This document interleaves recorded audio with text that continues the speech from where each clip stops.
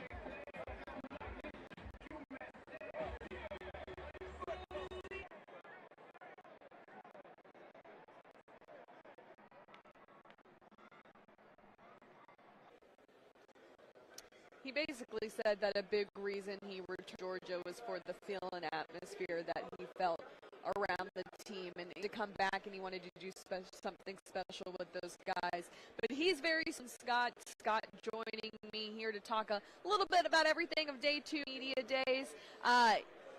Carson Beck, his poise, his composure, and his arm have just really, I think it was week 5 last year against Auburn, he just kind of took off and really solidified himself as the next in coming of, we're going, how are you going to replace Stetson Bennett?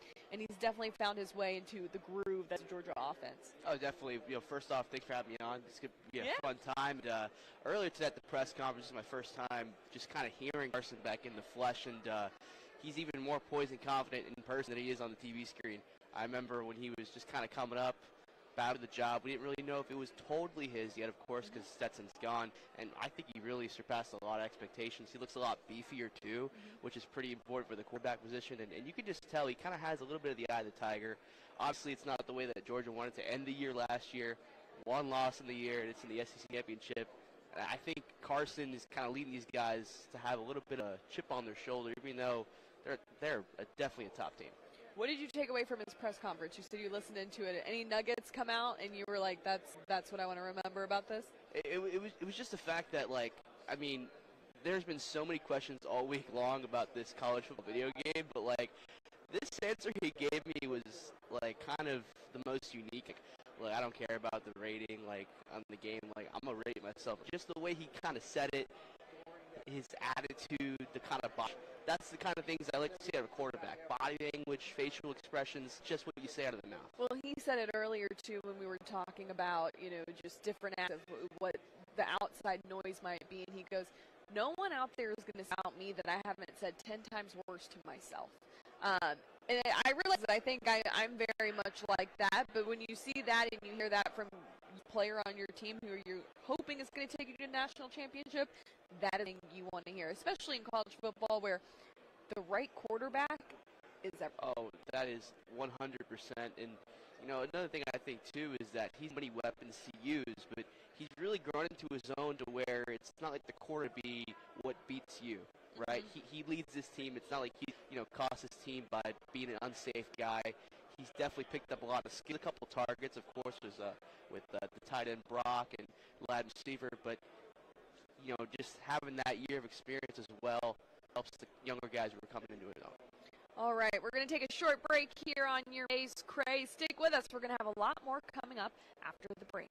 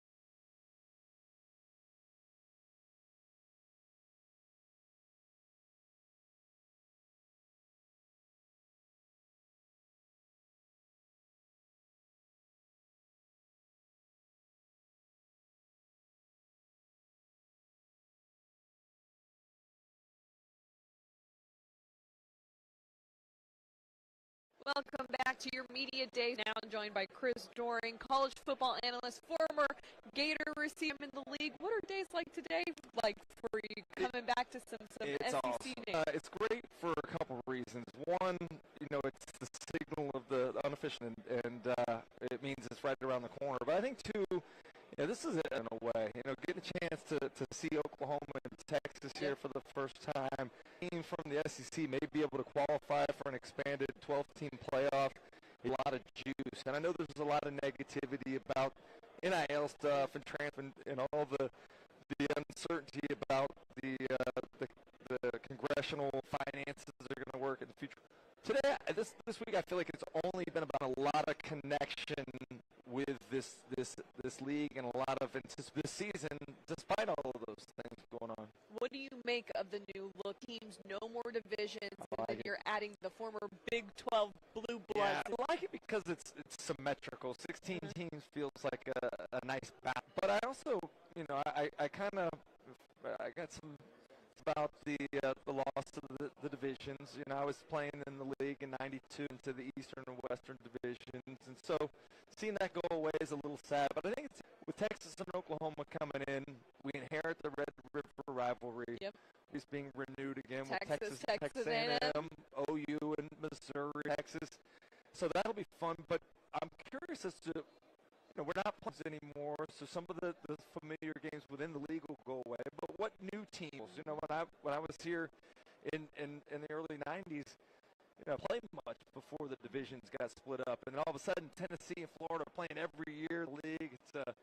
It became an instant rivalry. So what games are between traditional SEC teams, and then also how about to Austin? Austin. Or That's the one everyone has circled. Yeah, I mean it's about what some of these new rivalries and the anticipation fans have for going to North in the future. What teams are you paying attention to in the SEC this year? Surprise! Give me a little bit of a mixture. The ones you typically want to pay attention to, but maybe horse as well. Yeah, well, Georgia obviously is at the top there. It's interesting what Alabama will be without Nick Saban, and Kalen DeBoer is a great replacement. How long does it take them to get up to speed?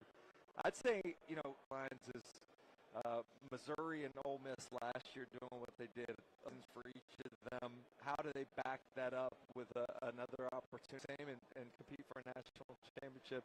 And then who's going to be the this year's sixth in the East last year? Went unranked and then they're in the state. Yeah, I mean it was a great story and a great example of what kind of come out of nowhere and establish yourself as a real legitimate. So I think Tennessee could be one of those teams. The predicted games, I think they win 10 games.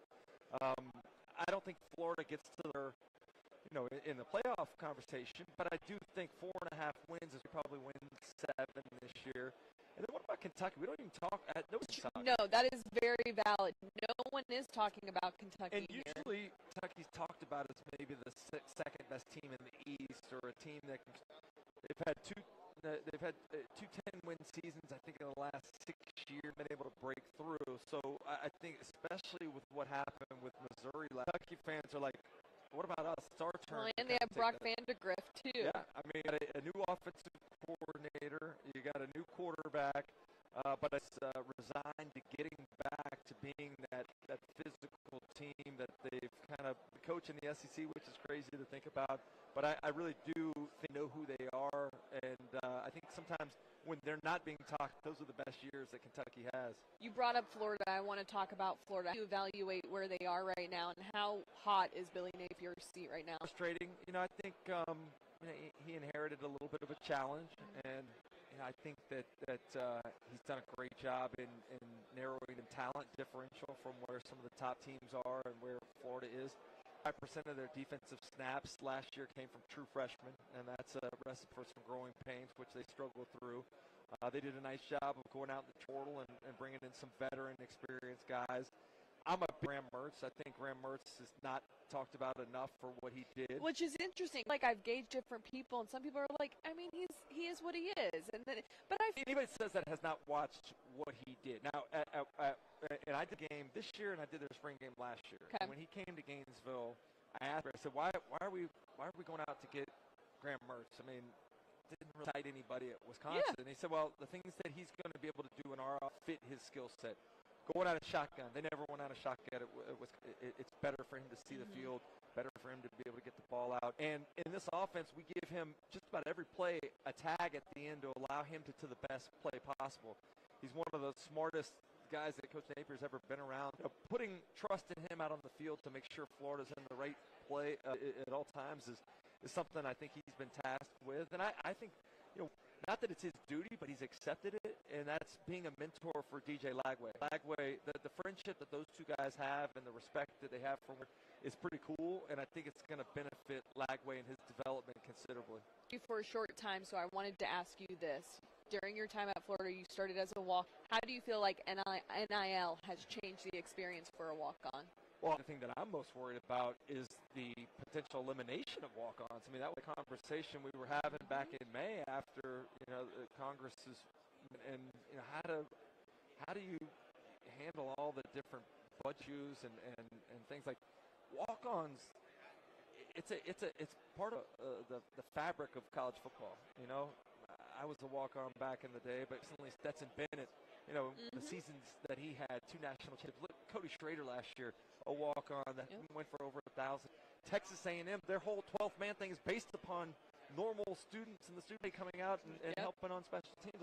So that's the thing that I am most concerned about, is just making sure that guys that may be overlooked opportunity to chase their dreams and what those guys do, even if they don't ever step on the field, the appreciation for being a part of the team is important. That is absolutely correct. I was walk-on myself, so I asked that. I was very curious. There's a walk-on bond. You get it. I was ashamed of, but I embrace it now because it's part of what made him. Absolutely. Chris, thank you for joining us. We're going to take a short break. Media Days, Craze, stick with us. We'll be right back.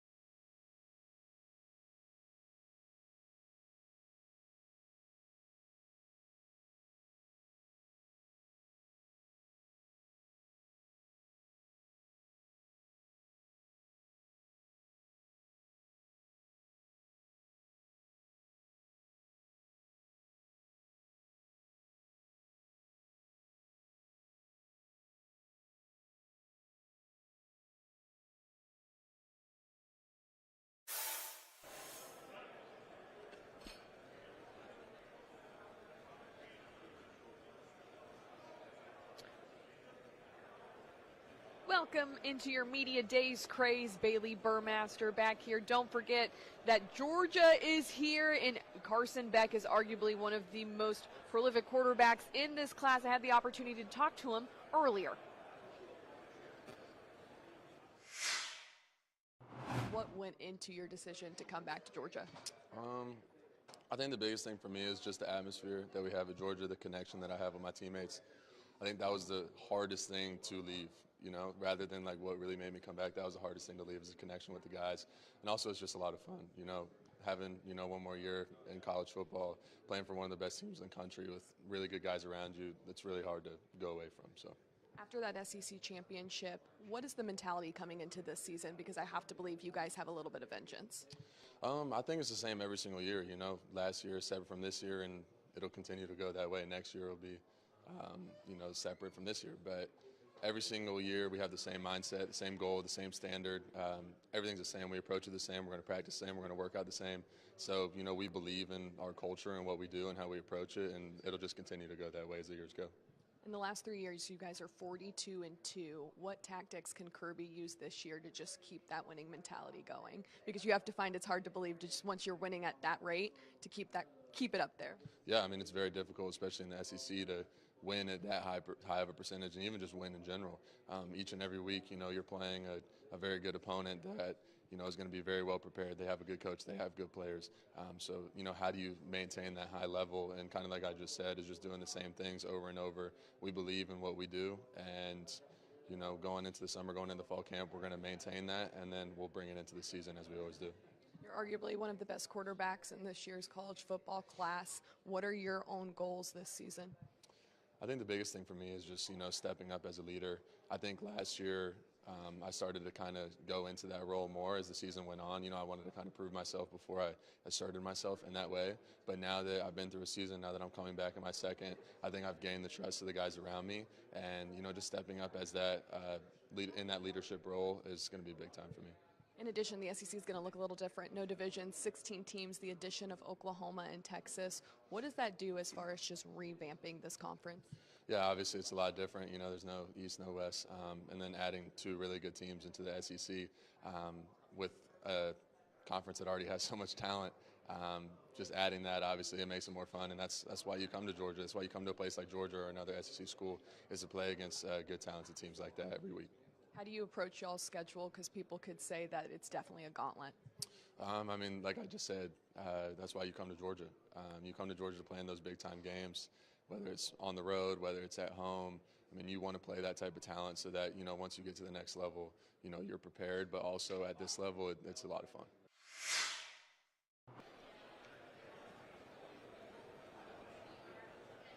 So that was Carson Beck, but you know, there are some other new bloods in the conference, Texas and Oklahoma joining forces. It's been talked about all week because it is the thing to look forward to when you think about the SEC, 16 teams, no divisions. But what can you say, Scott, about Jackson Arnold, who is going to be this quarterback for Oklahoma, who has quite the history of producing quarterbacks? Now, that was under Lincoln Riley, not necessarily Brent Venables, but still prominent when it comes to quarterback discussions. Oh. And, you know, most definitely, obviously, when Lincoln was there, that was the place to go if you're a quarterback. Obviously, still needs to be a little bit said what's going to go down with Brent Venables. Oklahoma's offensive coordinator is now the head coach at Mississippi State, so now Arnold kind of has to learn from a newer guy in his second year of college football. So it's kind of like a wait-and-see game, but just from what I saw, just personally of Jackson Arnold last year, I liked what I saw. I did. I know they didn't get the result they wanted in the bowl game, but obviously he's going to have all the physical attributes in the world. He plays for Oklahoma. I think it's just about piecing it together and hoping that they got the right fit to replace a really good offensive coordinator in Jeff Levy. I think what I'm looking at is how does he adjust to the SEC? Yeah. Coming from the Big 12 where there's, you know, been lots of talk about the defenses not being so great. Easy. Easy, because I played I know, soccer in the Big Oklahoma 12. State, I'm sensitive to those remarks. But you didn't play football, no, and the defenses have been known to struggle. I do think it was a time where it was a very valid thing. Correct. But now where these offenses are more air raid, I think it's a moot point because everyone's airing it out. there's high scores in the SEC too, and you never say, "Oh, their defenses, they're weak." LSU Ole Miss last year. Very true. Prime Well, example. LSU is a terrible defense last year. Let's just make that very clear. They were absolutely terrible, actually worse than their history of their actual program. So, 113th. yeah, it was bad. But I do think there's an adjustment period. No matter what we say, the SEC is different than the Big 12, which is different than the Pac-12 or what used to be the Pac-12. And it's going to take time for him to kind of transition into that. Being a sophomore, I think there's growth and there's room for growth there. And you mentioned the coordinators trying to get used to a style and feeling comfortable within an offense is a big part of playing quarterback. So him making those adjustments, maybe not this year. Maybe it's down the line, a year or so down the road. But the promise is there. He has the physical attributes to make all the throws, to do everything you need to do at the quarterback position. Is it just going to come to fruition on the field each and every Saturday? So let's talk about Brent Venables. And if you're not watching the SEC, you may not know some of these storylines in the Big 12. I have connections to Oklahoma. You probably are aware of this too. So Lincoln Riley loses the a matchup in the Big 12 against Oklahoma State rival. And almost immediately after that game, they're not going to the Big 12 championship. He says, "Goodbye, I'm going to USC." OU fans were sour. Oh, yeah. And they are still sour. Has Brent Venables really lived up to the hype, though, for where Oklahoma is used to being? It was always going to be, I think it was always going to be a hard thing to take over when something that drastic happened, because I remember the Lincoln Riley thing. It was so drastic. It was such a big deal. It was jaw-dropping. Of course it was. I mean, because Brian Kelly followed shortly after that. 2 jaw-dropping decisions, right? But because all the players left, of course, Caleb Williams left. That was like the biggest domino to fall.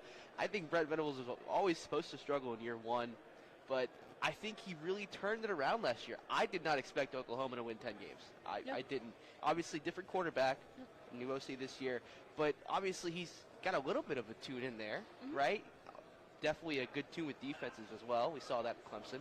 So I think this is the year, even though it's first season in the SEC, you need to say, all right, this is the one that really defines whether or not he's going to lead Oklahoma. Does he find that success, Aaron?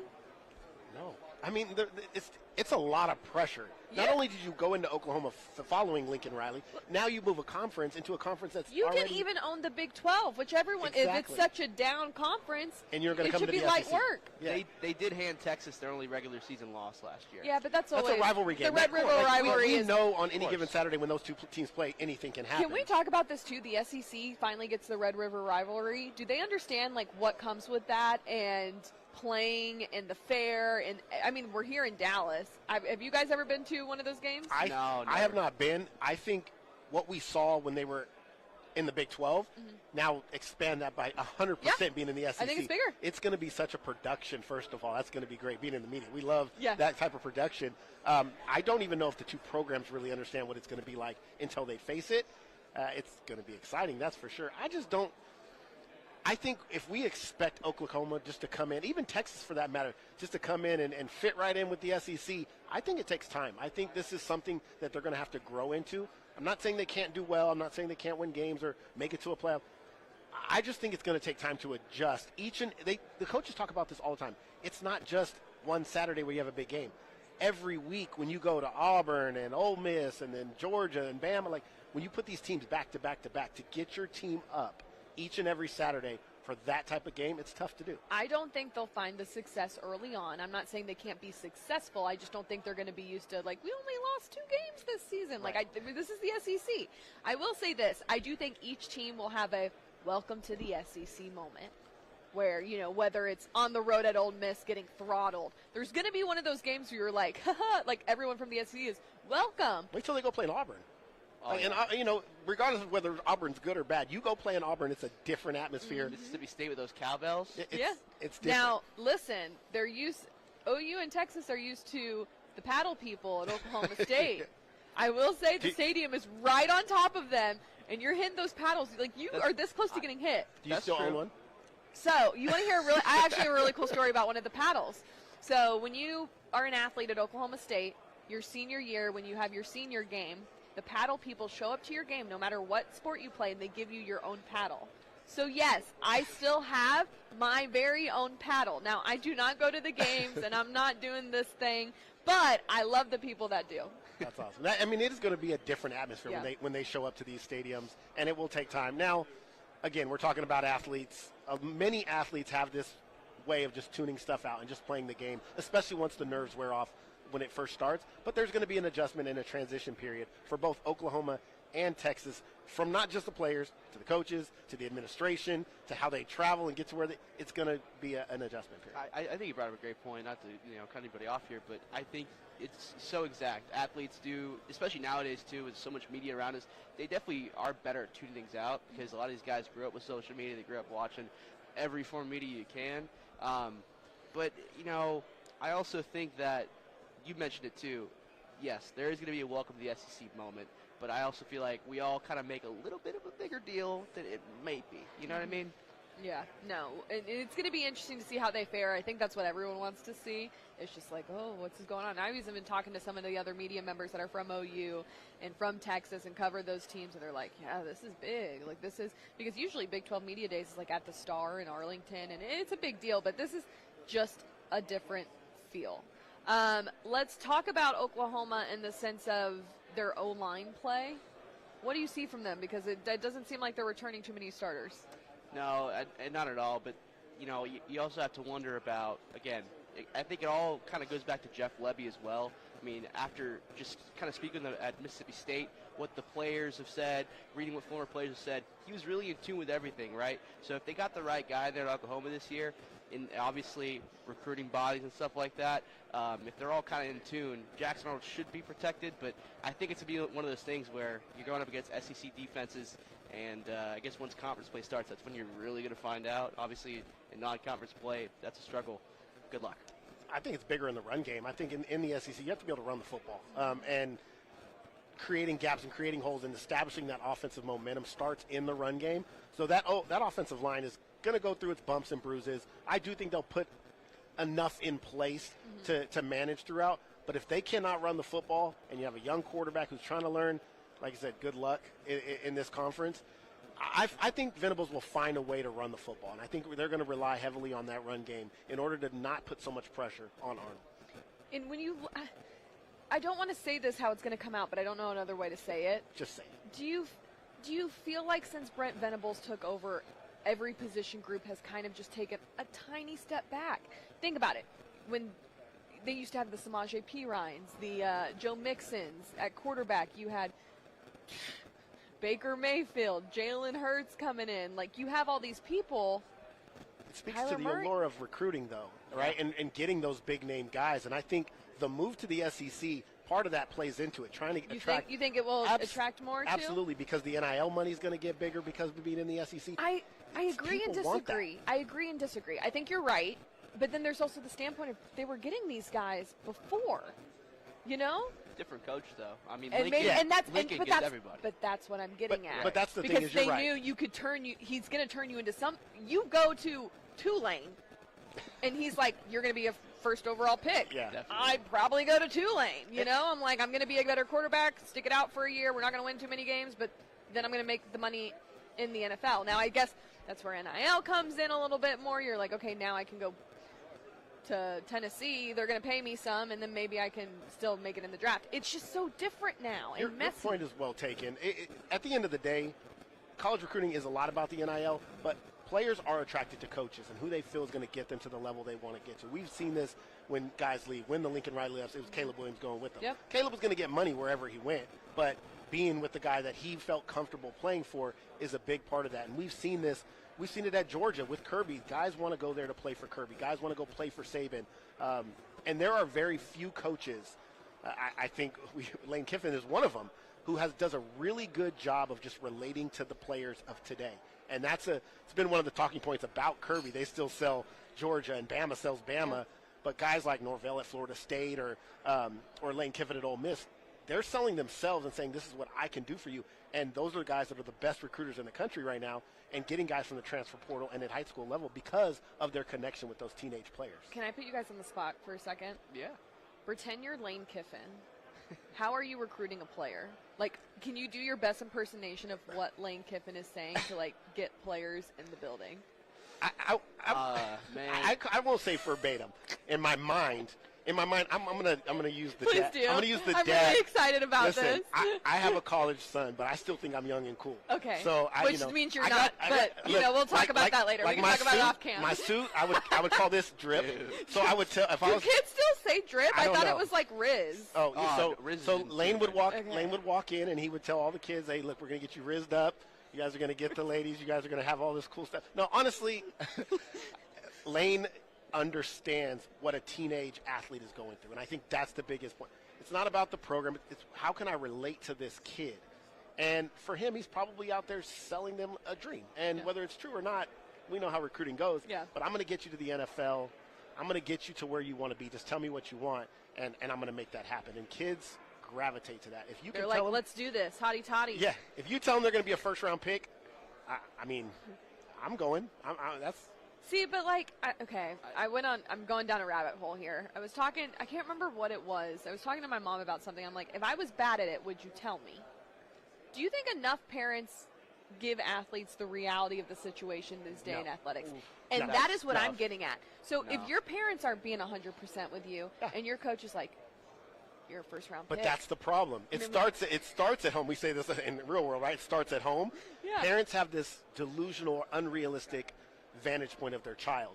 Hey, my kid's the best on the team, whether they're good or not. And when you hear that your whole life, and then you go to a situation where maybe you do get recruited and you're good enough to play at the collegiate level, but the guys But you're you're not next to, the guy. guys you're next to, they're also the greatest. He's a dog. Yeah, exactly. You're just like It's hard to mid dog. it's hard to really explain that to a kid. And I respect all the coaches that are honest with their players about, hey, look, this is where I see you. This is what you need to improve. But I can put you in those situations to help you improve to get where you want to get. You're not there yet. But some coaches don't care about this. Some coaches want the top recruiting class, or they want the guy that they feel might be a top player on Vanderbilt. He might go to Vandy and actually play, and he might come to Ole I Miss. mean, to be fair, I could be a top player on Vanderbilt. Well, they are looking for some. They had 25 Wait, didn't they had 25 transfers. What was her name? The kicker. Oh, You know what I'm talking about? yeah. I could do I that. think her name was Sarah. She kicked a 30-something yard field goal. I played soccer.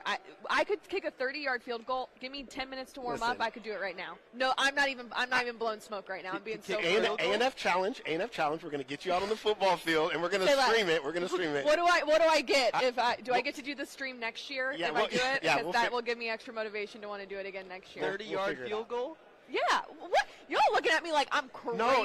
I'm just saying, kicking a soccer ball. I can't do it. Okay, to But be field fair, goals are hard. in high school, the guys didn't have a kicker, and they wanted me to come, and I refused to be like that girl. You know, there was always that one girl who just wanted to be on the football team for no reason. It was like, I'll just be kicker.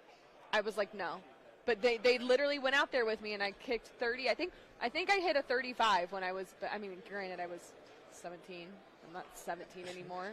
That's why I was like, give me 10 minutes to warm up. I'm gonna have to jog it out. We'll give you some time to practice. I think kicking a field goal is a lot harder than it looks to be. And if you sometimes you watch on a Saturday morning, you'll have regular college fanatics try to do it, and I've maybe seen one guy get it right, and that's less than. Well, that's 30 because, yards no too. offense, men think they're a lot more athletic than they really are. And it's like, no, your rec league doesn't count. I'm sorry. I actually have a Big 12 championship, humble brag. So I feel like I could back it up, okay?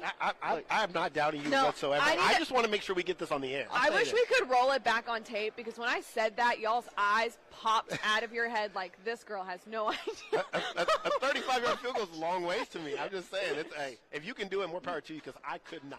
You might have a Big 12 title, but look, all the talk this He's week, like, but all the talk this week bring it down. of the college football game. When I get home this week, I'm going to go win 5 of those Big 12 He's gonna go- championships. he's gonna go Then I'm home. gonna That is true. transfer- That then I'm is gonna true. transfer to the SEC, That is true. and then I'm going to go to the Big 10. I'm going to skip class because you can do that in the new game mode. Everyone's talking No about way. it. That I'm is so true. serious. I'm not it's shocking, I bet. I'm not a gamer, so I don't know anything about this game. Although I did see clips that Boone Pickens Stadium actually looked really good in it. It looked pretty I solid. mean, first of all, I don't really game very much. I haven't played that game in a long time. So you're really not as hip as your son thinks. No, I try to be a gamer. I buy the PS5, and I get Madden and the college folk. I get it for a week, and I'll try to play it. But these kids online, they're I'm just so probably good. the one getting you mad. You're like, I'm probably I gonna got get a it. real job, I'm and trying to- I ain't got time. I'm trying to run real plays in a video game mode, and it doesn't always work. But these college kids love this game, and they love being in the game, and I think it's really cool. It has been one of the talks of this media week. It's been about seeing their ratings, seeing themselves play in a game, and their family watching and being able to play with them. I think that's really You know cool. what I love? Every single day. You know what I love about it? I know some of these players are sensitive about. Do they have ratings? They have. Oh ratings. yeah. And they're like, my speed. I'm not a 54, and it's like. Or like their face scans. You hear Well, Jackson Dart yesterday said he's like, my biggest issue wasn't the number. It was that you guys didn't get my face right. Yeah, Wait, they keep gave him talking. a mullet. I want to look at They what. gave him a Hold on. mullet, so I want you to do Jackson two things, right? Dart. So look up his face scan, right? And Face scan. then open up another tab. What is it? and- What is it called? NC. No, EA Sports College Football 25. Very long name. Oh, is that the official name? That's the official name. They cannot use the NCAA stuff anymore. Obviously, a lot of legal stuff with the NCAA. What we've been But, dealing with all week. The Wi-Fi is very poor. There it goes. But the cake is good though. The cake. Well, listen, we're gonna get there. We got Cake is good. we got like 10 minutes. Don't So- spoil the kicker at the end. It's because I just. Oh, like, no pun want it right intended. now. Kicker, get it? That's so So- bad. That's such a dad joke. Well, there we go again. I'm losing all credibility on this. You are. We're just going off the rails. We knew this was gonna happen the last 10 minutes. It's 10 minutes left, guys. But yeah, the ratings. Matter of fact, Malachi Starks, who's the highest-rated Georgia player in the game, was talking interesting. about that. Michael said he's. I was about to say I thought it might be Michael, but Michael says he's happy with his rating, but a lot of players say they anticipate their ratings going up. No one said down. I mean, wait, no, someone's I gotta think go that down. looks like Jackson Dart. But okay, so Google this guy Can named G-Fed. I'm gonna hold on. I'm gonna try and show the lovely people at home. I feel like that's pretty good. It's a. Can we do a side by side though? Because so Google G-Fed. What All is right, that? maybe the What other is folks. that? He's a guy that goes to every college campus in America and he walks on their field. Meaning it's like G-Fed? March. Yeah, G-Fed. Oh, I see. Like Is he K-Fed, but G-Fed? He's a TikTok guy. Yeah, I've seen so that. like a stadium will be locked What am I in looking March for at 3 here? p.m. It's bringing up His everything. face. Oh no, G-Fed like TikTok maybe. Yeah. So like it's like maybe. March and Gonna like get a Bailey in stadium's trouble locked. here on They're bosses are like, what are you doing? And This he'll, guy, like- G-Fed go crazy? Yes, it That's looks actually just like him. wild. So I should click this? So they use G-Fed's face on Jackson Dart's That's body. my prediction. Is that what you're because- saying? Yeah, He's a because double? He goes to all these stadiums and like the gate will be locked, but he'll just like keep walking and like find his way into a locker room. You know what I mean? And then like walk on the field at like 8 a.m. Is that Wait. is that real? That looks Okay. just like Or is that real, or does he have connections? That's No, actually it's very, real no, because- that's a good, did you see this? That's actually a good little comparison, Scott. yeah. Should I show the think people? that's him. Yeah. We I pulled think up his that's him. TikTok. I mean, it could be. I just, So- we're going to get sidetracked with this whole video thing. I don't think he's just walking on college campuses, going on the No. field into locker rooms without people knowing. There's so many open doors that I know this. I mean, I've been to my. Don't you, and so have no, you. don't you wish, There's so many open what are doors. they called, like the FBI sketch people? Like they walked in and they're Oh, like, yeah. all right, With the Carson pencil. Beck, sit down. Let me sculpt you up. That's not how they do it. Oh, Oh, it's like cameras everywhere. So like they sit you down. it's They all got lights artificial around you. intelligence. It's a whole rabbit hole you got to get Yeah, into. you're Actually, so like if you like downloaded an app on the App Store, you could scan your face into a game. By the way, you know way too much about this. I like grew He's up. a around it. gamer nerd. I'm Give not him a some gamer. credit. Hold on a minute. But back in my heyday, I'm sorry. We've gotten to the point where I just roast everyone until something funny happens. back in my heyday, not gonna lie, Back in your I was probably heyday, the how one old are making- you? I don't want to give out. Okay, don't do it. No. But you're just a baby. was about to say he's not. He's I'm probably not as old as you think. Okay, so let's circle back to SEC Media Days. We're getting off the rails talking about gaming in everyone's face. What team? No, this is what I want. What is your hottest SEC take this season? I think Texas goes back to the college football playoff. I don't know if it's hot, but people That's keep not saying hot. That's lukewarm. people keep saying that they're going to have a little bit of an adjustment period. I just don't buy that. So maybe it's lukewarm, but I just don't think they're going Did to you fall off hear on it. about? I did some capital J in journalisming. Horns down penalty. Yeah. Did you hear about this? yeah. So there's no penalty. I talked to John McDavid about it. He sat right here, and I was like, listen, we can have a real conversation, or we can have the conversation I want. And he's like, what's the conversation you want? I said, is it a penalty? He goes, well, it depends. Basically, it's only a penalty if it's taunting. if you do it in front of somebody's face or like to So them. what I told him, I was like, okay, so Carson Beck rushes in a 5-yard touchdown, goes to the fan base, kind of goes like this and goes on his way. He goes, it's probably fine. I said, okay. Carson Beck rushes in a 5-yard touchdown, gets in the Longhorn's face and is like, and Yeah. he's like, yeah, that's taunting. Yeah. And I was like, okay, but we're not soft anymore. Did you remember in the Big 12 when they finally made it a penalty? And It was the dumbest. It made everyone want to do it more. They're like, yeah, it's worth the penalty. Let's do this. I wonder if it still is, though, now. I mean, Texas is gone, so, like, would you still get in trouble in the Big 12? Yeah, I know. You know what I mean? We need someone Out to of test conference that. game, I mean, what are you going to do? You know, maybe we should get Ollie Gordon on that. You know, he's already in fire. Like, it might as well just add to it, like, rushing your first touchdown, horns Those 50 down. carries are getting Ollie Gordon, I think. Yeah. Leave Ollie Gordon alone. He's trying. He's trying to be a better person. Gundy's taking off a lot of the heat for him. Yeah.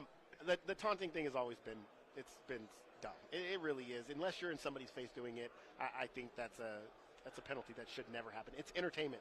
And the bigger the college football game grows, the more money that's piled into it, the ESPN money, the ABC money, all that stuff is going to play a part. People want to see entertainment. They want to see you celebrate. It's only going to get, I guess, worse, better for me, worse for the people that don't like it. Maybe I'm just the worst type of person. Sports is so much better when people are petty.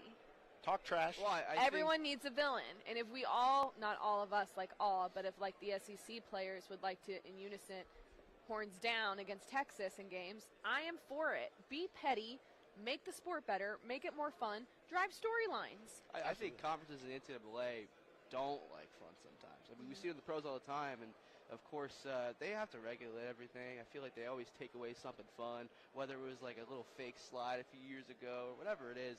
They're always restricting one thing or two. Yeah. But I think over the course we've seen that. I mean, remember when the NFL went to that, you can't celebrate at all. You couldn't do any team celebrations. They quickly had to shift because the fans don't want to see it. The fans want to see the entertainment, especially casuals, right? The casual fan, maybe not for us because we're going to be invested in the game no matter what, but the person that might not really be interested in college football might get entertained by something that happens when somebody's celebrating. So I think there's a fine line between regulating that and allowing it. And I'm sure over time as it continues to grow, they'll find a way to kind of be somewhere in the middle. My hottest take is, you know, the fade mullets that everyone's rocking these days with like the faded side, but it has the mullet. Yeah, isn't that called something? I forgot what that's Is called. it? Is there a correct term? Am I too old that I don't know I it? hear it all the time. I don't know. It's like a fringe Jackson or Dart? Is it? Is that I what it's mean, called? I don't know. Well, Jackson said he didn't have a mullet. That was his big thing he's like, I don't have a mullet. It kind of looks like a mullet. Listen, I like it. I'm here for it. I'm Gundy, team. you call it the Gundy, baby. Well, Gundy doesn't have like the fade on the side, Right. and like he does have the mullet, and he kind of was the first to do it. But I'm talking about like the young cats who get the fade with the mullet, and they like. You know how it started, right? No. So it was actually started by baseball players because I know this because my son's a baseball player. Okay. They like the way their hair looks coming out of the helmet or out of their hat. So it's shaved on the Okay. sides a little bit. You can't see it, but then the back, you want that flow to still come Yeah. out the back of your hat or helmet. And then it took off. Like teenagers just started getting it everywhere. They were It's like, crazy. let's do it. Yeah. Let's do it. I kind of feel like Patrick Mahomes did it like the little, it was He did. more It's like like a a faux faux- hawk. yeah, it was like the but little like, hawk. he really had that all throughout college and everything and still rocks it to this day. I want to give you a really quick, I guess it's not a hot take, but you know, Okay, being a give it. bulldog Let's and do all, it. Let's do it. Georgia goes undefeated and wins the national championship. Whoa. Okay, no, that's actually wild. Like- because their schedule is insane. 3 road games, obviously, that we're watching with the Texas, Ole Miss, and Bama. They sweep it all. They go on to win the national championship undefeated. Which is wild. That means they would win at the Benz 4 times in a row. Yes, ma'am. Wow. Alabama speaks tomorrow. What are the chances they go, like, bowl ineligible? I mean, Not going to happen. The Too foundation, much talent. Too much talent. Yeah, Too and much the talent. foundation is there. Like, I get Nick Saban's not there, but Jalen DeBoer proved he's a good enough coach. you got a protected Ferrari. Just keep it Like, on the yeah. track. If I'm in Vegas, I'm not taking that bet. But I've been in the car many times, like thinking, like, oh, but like, what if it happens? 'Cause maybe I want it 8-4 to. Alabama team. Maybe I want it to happen. 7 I'm not and sure. 5. What But, I like, want to know is what is the best food you've eaten this weekend, because We know what yours is. I know what mine is. My lovely photog Lee Smith, I had a bite of the chocolate sheet cake and was like, yo, I got to get back to this stream, but I need more of that chocolate sheet cake. It was so good. That was good. Did you have I some? had that. I just actually, before I came on here, I was hoping there was none on my teeth when I was talking. So Well, we have like 2 minutes left, and That so was- I'm going to eat with chocolate. that and was very, chocolate, very chocolate. good. I need to knock it on the mic, though. I'll say this too. Like, they also had this thing called a mac and cheese. Wait. It was not a no, mac and it cheese. was. It says mac and cheese salad. It was terrible. It was trash. It was the Okay. worst thing I Whoa, ever had. whoa! I thought it was good. I thought, Awful. dude, I'm like, Maybe I was just really hungry and I haven't eaten all day. It tasted like someone poured chemicals in mac and cheese. Well, It was obviously terrible. we're in Texas, and Texas people love their Dr. Pepper. Yes. They have 50 flavors over there. Have you tried any of them? I tried the was it a strawberries one, and I tried there was a Oh, my gosh. Oh boy. Bailey just got chocolate cake all over the equipment. She will never I eat did it. cake Don't on worry, Russ. camera ever again. Don't worry, Russ. The coconut It's one they can amateur keep. hour. The coconut one they can keep. You guys are haters. I don't do tried coconut. I tried the strawberries and cream zero. Terrible. Another terrible thing. That one, I mean, that one looked like a no. There's still 2 days left. We might get something better. I Caleb just likes it. hope that you guys have better sports takes than food takes. Otherwise, everything we just talked about for the last 30 minutes is just as doo-doo as the strawberries and cream Dr. Pepper. That's why we're in sports and not on Food Network. I feel like I could be on Food Network, not in a cooking capacity because I can't Just cook. eating? I'm a woman in sports, for God's sake. I don't belong in a kitchen. I can't even make a sandwich. So like just the taste testing basically. Yeah. Oh yeah. Yeah, That'd be like- Well, great. somebody's got to eat People food. can cook for me, and I'm like, no. Yeah. That works. Yeah. Or like works. I could help in the kitchen. I could be like the yes chef. Do you guys watch The Bear? No. Now we're just No. getting into No, it. don't know But what I'm that just is. saying, like I could be like, yes chef. What do you need? Here's your salt and pepper. Oh, so that's Oh, like a sous chef. A sous chef. Yeah. Yeah, Yeah. I don't know what a yes chef is, but a sous chef I I'm know just what saying that yes is. chef Say- because it's Say good. yes to whatever they say. I Yeah. get it. They Pretty also much. take all the abuse and the screaming and yelling too. That I can take that. Okay. I got thick skin. Okay. Can also make field goals. You guys still don't We're believe gonna that, find but out. it's fine. Yeah. A&F challenge. You know what? We're gonna find a football tomorrow. I'm just gonna start. Can you imagine we set it up and we'll just start kicking Just have stuff people here? line up and then Yeah. use their arms. Who can do it the best? uprights. Who can do it the best? Well, that is a wrap on day 2 of your Media Days Craze, powered by Gray Television. Thanks to Aaron and Scott for joining me. That's a wrap. Join us tomorrow for day 3.